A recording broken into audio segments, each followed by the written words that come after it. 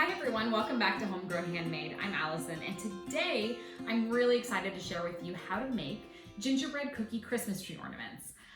We're going to be making these not from a true gingerbread cookie recipe, but actually from a salt dough. And the reason for that is because salt dough lasts for a really long time once it's been baked, as long as they're stored in a dry space. So you can actually put these ornaments away with the rest of your ornaments and put them on your tree year after year to enjoy. A typical salt dough is actually only 3 ingredients. It's 2 cups of flour, 1 cup of salt, and 1 cup of water. With that being said, your typical salt dough recipe is pretty pale.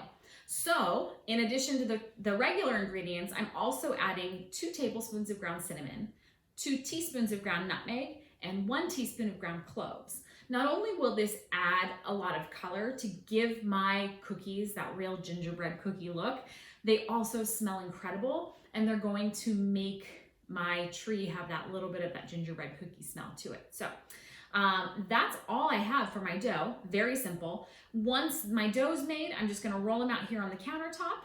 I do have some assorted cookie cutters here, just some Christmas shapes, some snowflakes, Christmas tree, gingerbread man, you know, the basics. The other thing you'll want to have is something like this. This is just the tip of an icing tip, and it's just a circular one. And the reason I have this is so that I can pop a hole easily in the top of my ornaments so that I can string something through to hang them on my tree. If you don't have something like this, what you can use is a straw.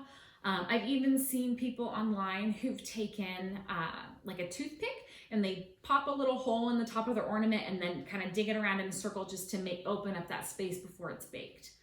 I will note also that this recipe, it does take almost 2 hours to bake, and so you are going to want to make sure that you give yourself a good chunk of time to get them done. The reason for that is that a salt dough really does need to bake low and slow. If you jack up the temperature higher, so these bake at 250, and if I was to bring the temperature of my oven up to 350, let's say, my dough is going to warp and bubble, and it's just not going to have that really smooth, perfect looking gingerbread cookie look to it. So all that being said, let's get started making the dough and we'll go from there. All right, so I have my KitchenAid mixer with my paddle attachment on, and all I'm going to do is add in my flour, my salt, and my spices.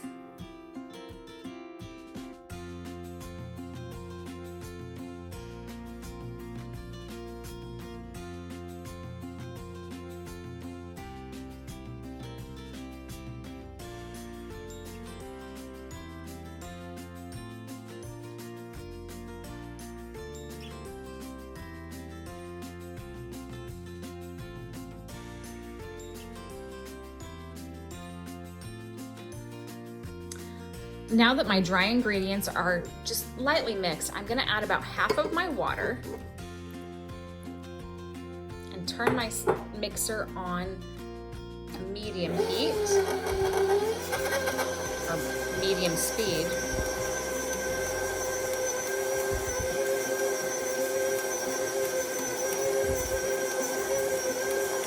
It smells incredible.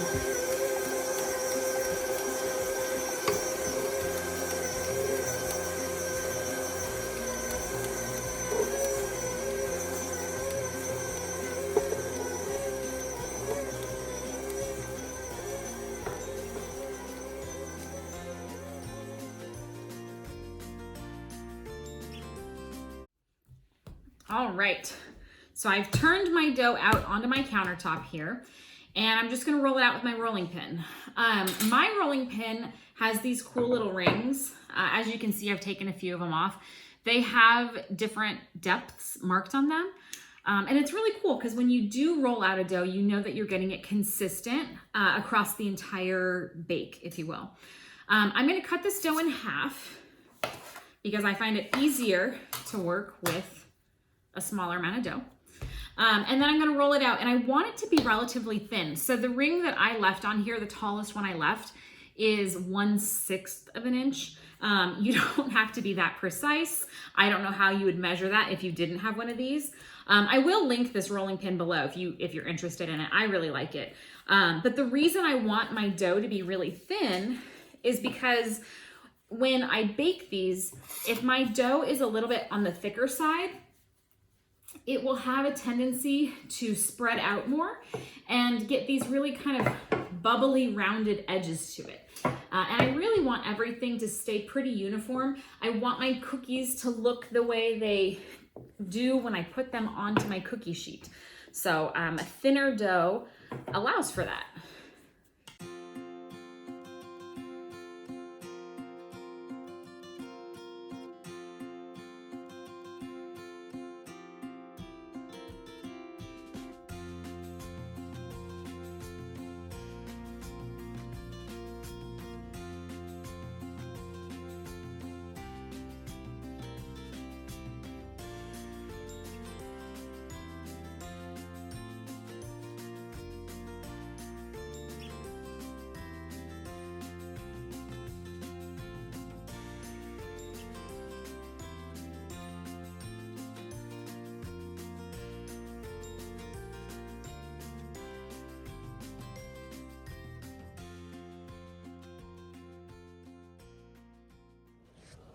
One thing I did want to say is that when you pull your ornaments out of the oven for the first time, they are going to look pretty pale. And that's just because the moisture cooks out of them while they're in there.